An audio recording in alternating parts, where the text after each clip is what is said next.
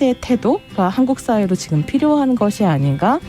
어떤 사람들은 삼루에서 태어났으면서 자신이 삼루타를 친 것처럼 생각하며 살아간다라는 말이 있어요. 해충이다, 이충이다. 이거는 순전히 사람의 그 잣대로 이야기를 하는 거예요. 곤충이 우리 사람보다 몇 억 년 먼저 지구에 나왔거든요. 세상을 보는 따뜻한 시선. 정용실의 뉴스 브런치. 네, 정용실의 뉴스 브런치 듣고 계신 지금 시각 11시 38분 향해 가고 있습니다. 필환경 시대를 맞아서 저희가 기후변화의 심각성을 되새기고 환경 이슈 살펴보는 시간이죠. 서울환경연합의 김자연 활동가 전화 연결돼 있습니다. 안녕하세요. 네, 안녕하세요. 네. 자, 이번에는 지리산 산악열차 얘기를 좀 해보자고 하시는데, 산악열차라는 게 이제 지리산을 이렇게 다니게 된다는 얘기인가요? 네, 상상하신 그 열차가 지리산에 다니게 된다는 이야기 맞습니다. 청취자 여러분들 중에서도 뭐 지리산 모르시는 분들은 아실 그렇죠. 것 같은데요. 네, 우리나라의 첫 번째 국립공원이자 천연기념물인 반달가슴곰이 살고 있는 지리산이죠. 네. 근데 거기 갑자기 난데없이 열차가 다닐 수 있게 철로를 놓는다는 이 대규모 개발 사업, 지리산 산악열차 사업에 대해서 오늘 말씀드리고자 합니다. 갑자기 근데 왜 이런 얘기가 나오게 된 건지 좀 더 자세하게 알려주세요. 네, 요점만 먼저 말씀드리면 2026년까지 약 310억 원의 예산을 들여서 1km의 시범 노선을 건설하고 그 뒤에는 연장 노선 12km를 건설하겠다는 남원시의 사업입니다.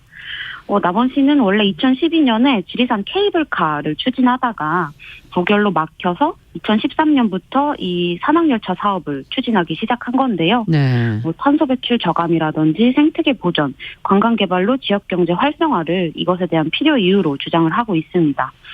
그런데 하지만 열차가 운행되면서 환경적인 영향을 많이 끼칠 텐데 이런 것들 전혀 고려되지 않고 있고 도로 확장을 해야 되는 이런 숲 훼손 이런 것들도 다 피할 수가 없을 것 같은데 이런 필요 근거를 뒷받침하는 이야기들은 전혀 아닌 것 같은 이 사업을 진행을 하려고 하고 있고요. 네.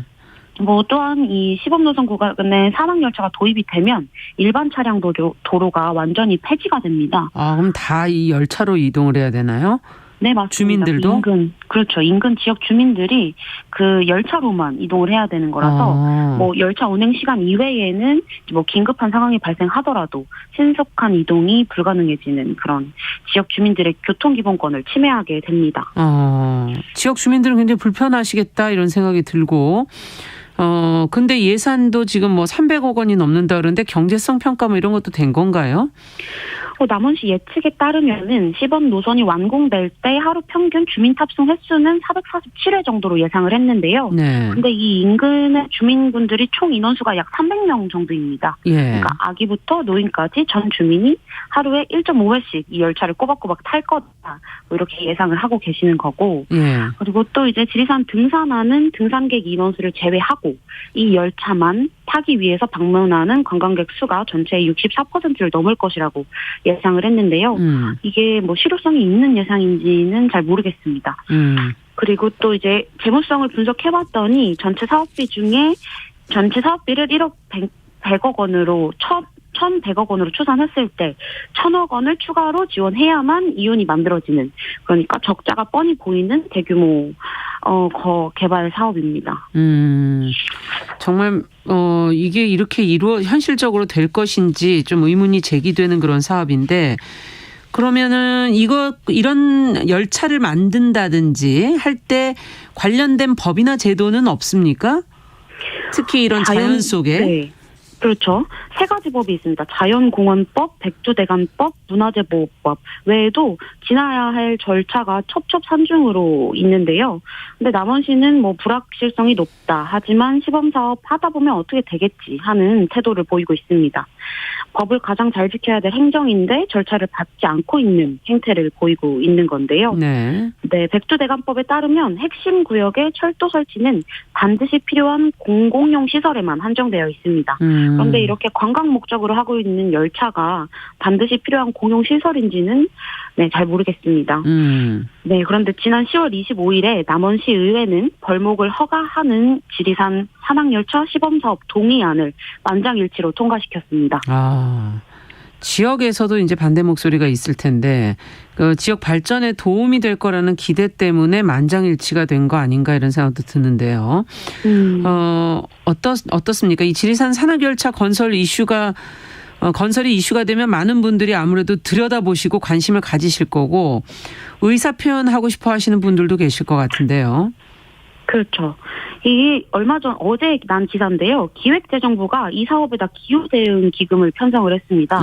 네, 이 사업이 기후를 대응하는 사업은 절대 아닌 것 같은데 이게 어찌된 영문인가 싶습니다. 그래서 이게 지리산 산악열차를 막는 서명 운동에 함께 동참도 해주시고 국민식문고 등을 통해서 이걸 막아야 한다는 목소리에 함께 동참해주시고 주변에 많이 널리 알려주셔서 함께 막아주셨으면 좋겠습니다. 네, 이 지리산에 사는 그 야생 동식물은 어떤 것들이 있죠? 하늘다람쥐도 있고요. 예. 족제비도 있고 반달가슴곰도 있고 그래서 한 40여 종의 멸종위기 야생식물의 서식지입니다. 그 관광지 이전에 야생동물이 살고 있는 자연보존지구인 지리산입니다. 네. 환경하자 오늘 지리산 산악열차 설치와 관련해서 제기되는 우려점, 의문점들을 짚어봤습니다. 서울환경연합의 김자연 활동가와 함께했습니다. 감사합니다. 감사합니다.